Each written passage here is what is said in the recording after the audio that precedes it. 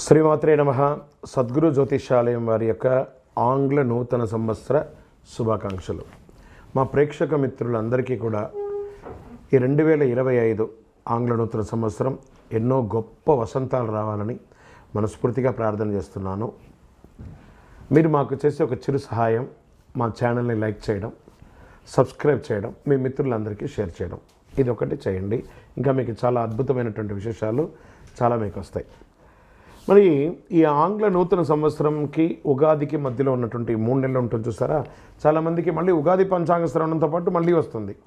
కానీ ఈ 3 నెలల గ్యాప్లలో ఏమేమి జరగబోతున్నాయి, ఓవరాల్ ఇయర్ ఎలా జరగబోతున్నాయి అనేది మనం చూసుకుంటాం. ప్రతి ఒక్కరికి ఒక ఫీలింగ్, ఈ కొత్త సంవత్సరం నాకు ఏం జరగబోతుంది, నేను ఈ సంవత్సరం నాకు వివాహం అవుతుందా, ఉద్యోగం వస్తుందా, నా వ్యాపారం బాగుంటుందా, నా రాజకీయం బాగుంటుందా, నేను ఎలా ఉంటాను అనే ఒక ఆలోచన అంతా కూడా ప్రతి ఒక్కరికి వస్తూ ఉంటుందన్నమాట. దాన్ని దృష్టిలో పెట్టుకొని 12 రాశి ఫలితాలన్నిందరికీ కూడాను మనం చెప్పబోతున్నాం. జ్యోతిషాస్త్రరీత్యా 12 రాశుల్లో మొట్టమొదటిది మేషరాశిగా పరిగణించబడుతున్నాం. మేషరాశి వారు కొత్త ఏడాదిలో ఈ యొక్క సంవత్సరం 2025లో కొంతమందికి జాక్పాట్ రాశి ఫలితాలు ఉన్నాయి. అందులో మధ్యస్థంగా ఉన్నటువంటి జాక్పాట్ వచ్చేసి మేషరాశి. ఉచ్చస్థితిలో ఉన్నటువంటి జాక్పాట్ ఉన్నటువంటి రాశులు సింహ, కన్య, తుల, వృశ్చిక రాశి వారు. మళ్ళీ మకర రాశి వారికి మధ్యస్థంగా ఉంటుంది. మిగతా వారికి అందరికీ కూడా కొంచెం జాగ్రత్తగా ఉండవలసినటువంటి ఒక సమయం. మేషరాశి వారికి అంగారకుడు కుజుడు అధిపతిగా ఉంటున్నాడు.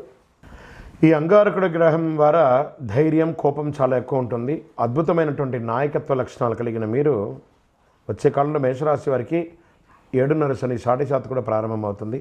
శనిదేవుడు కుంభరాశి నుంచి మీనంలోకి ప్రవేశిస్తున్నాడు. ఈ కారణంగా మేషరాశి వారికి కాస్త ప్రతికూల పరిస్థితులు ఏర్పడతాయి మార్చి తర్వాత. ఇంత ఈ రాశి వారికి అన్ని పనుల్లోనూ అడ్డంకులు ఏర్పడుతూ ఉంటాయి.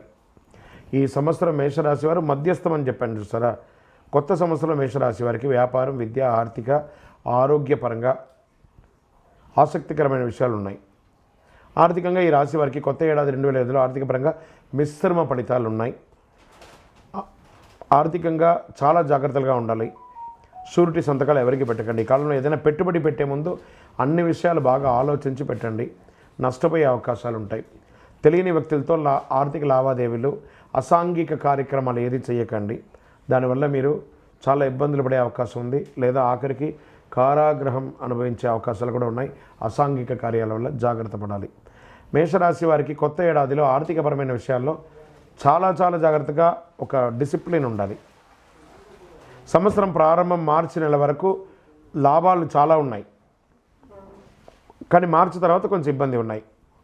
మార్చి తర్వాత శని 12వ స్థానం నుంచి ఉండడం వల్ల కొన్ని కష్టాలు పెరగవచ్చు. ఈ సమయంలో విదేశీ సంబంధిత వ్యాపారాలు కూడా కొన్ని ఇబ్బందులు కలిగే అవకాశాలు ఉన్నాయి. కెరీర్, ఉద్యోగపరంగా మేషరాశికి 2025 సానుకూల ఫలితాలు ఇస్తున్నాయి. అయితే కొన్ని సందర్భాల్లో పెద్ద సమస్యలు, ఏదైనా ఇల్లీగల్ యాక్టివిటీస్ చేస్తే ఉద్యోగం కూడా కోల్పోయే అవకాశాలు ఉన్నాయి. మార్పులు చేసే అవకాశాలు ఉన్నాయి. ట్రాన్స్ఫర్స్ అయ్యే అవకాశాలు ఉన్నాయి. ఉద్యోగులు తమ కష్టానికి ఫలితాలు పొందే అవకాశాలు ఉన్నాయి. ఇబ్బందులు మాత్రం మిశ్రమంగా ఉంటుంది. ఇక విద్యార్థుల విషయానికి వస్తే అంకిత భావంతో మీరు చదవాల్సిన సమయం వచ్చేసిందండి. గురుడు మే నెల నుంచి లాభదాయకంగా ఉండడం వల్ల మీకు అనుకూలంగా ఉంటుంది. విద్యార్థులు విదేశీయ విద్య నేర్చుకోవడం, టెలికమ్యూనికేషన్ లేదా ఐటీ రంగం వాళ్ళకి చాలా అద్భుతాలు ఉన్నాయని కూడా చెప్పవచ్చు. ఇంకా ప్రేమించుకునే ప్రేమికుల విషయాలకు వచ్చేటప్పటికీ కొంచెం మిశ్రమమైనటువంటి గొడవలు వస్తున్నాయి. పెద్దలను ఒప్పించి పెళ్లి చేసుకోవడానికి ప్రయత్నం చేయండి.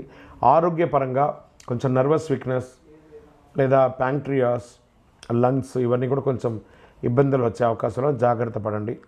మానసికంగా, శారీరకంగా చాలా ఇబ్బందులు ఎదురవుతూ ఉంటారు. మీ సమస్యలు మరింత పెరిగే అవకాశాలు ఉంటాయి మే నెల తర్వాత. ఇదేదో భయపడడానికి కోసం కాదు, ఉన్నది చెప్తున్నాను. జాగ్రత్త పడండి అన్నాం. వైద్యుని సంప్రదించండి. సరే, భార్యాభర్తల మధ్య సఖ్యత కాస్త లోపం అవుతుంది. అది కూడా మీరు కాస్త జాగ్రత్త చేసుకోవాలి. రియల్ ఎస్టేట్ రంగం వారికి మిశ్రమ ఫలితాలు, వ్యవసాయదారులకి చాలా బాగుందని కూడా చెప్పచ్చు. ఐటీ రంగం వారికి, టెక్నాలజీ, ప్రింటింగ్ కానీ, టీవీ కానీ, నెట్వర్క్ కానీ వీరికి అందరికీ కూడా కాస్త మిశ్రమ ఫలితాలను కూడా చెప్పచ్చు. కొత్త ఏడాదిలో కొంచెం పరిహారాలు ఉన్నాయి, చేసుకొని ప్రతి శనివారం వీలుంటే సుందరకాండ పారాయణం చేయండి. నవగ్రహాలకి ప్రదక్షిణం చేయండి ఒక 48 రోజులు. ప్రతి గురువారం విష్ణుమూర్తి ఆలయానికి వెళ్ళండి, దక్షిణామూర్తి ప్రార్థన చేయండి, మంచి కరుంగాళి మాలను ధరించండి, విశేషమైనటువంటి ఫలితాలను పొందుతారు. సకల దోషాలు తొలగి ఆనందంగా ఉండడానికి ఆంగ్ల నూతన సంవత్సరం మీకు అన్ని అద్భుతాలు జరగాలని మనస్ఫూర్తిగా ప్రార్థన చేస్తున్నాను. సంవత్సరం మొత్తం 9 అనే నంబర్ని ఎక్కువ వాడడానికి ప్రయత్నం చేయండి. మేషరాశి మిత్రులారా, అందరూ కూడా ఆరోగ్యంగా ఉండాలని మనస్ఫూర్తిగా ప్రార్థన చేస్తున్నాం. మీరు మిమ్మల్ని నమ్మండి, మీ ఇష్టదైవాన్ని నమ్మండి, దైవ ప్రార్థన చేయండి. ఇంకనూ మీ రాశి ఫలితాలన్నీ పొందాలని అనుకుంటున్నవారు మీ పరిసర ప్రాంతాల్లో ఉన్నటువంటి సద్గురువుని ప్రార్థించండి. వారి దగ్గర పోయి మీ యొక్క date of birth, time of birth తెలపండి. లేదా మా ద్వారా తెలుసుకోవాలనుకుంటున్నారా, ఈ కింద ఉన్న నెంబర్కి వాట్సప్ చేయండి. ఈ అయ్యప్ప సీజన్ ఉండడం వల్ల జనవరి వరకు చాలా బిజీగా ఉంటాం కాబట్టి జనవరి తర్వాతనే వ్యక్తిగత జాతకాలు చెప్పడం జరుగుతుంది. మీ ఏ వివరాలైనా వాట్సాప్ చేయండి, మా అడ్మిన్ మీకు రిప్లై ఇస్తూ ఉంటారు. విజయవస్తు.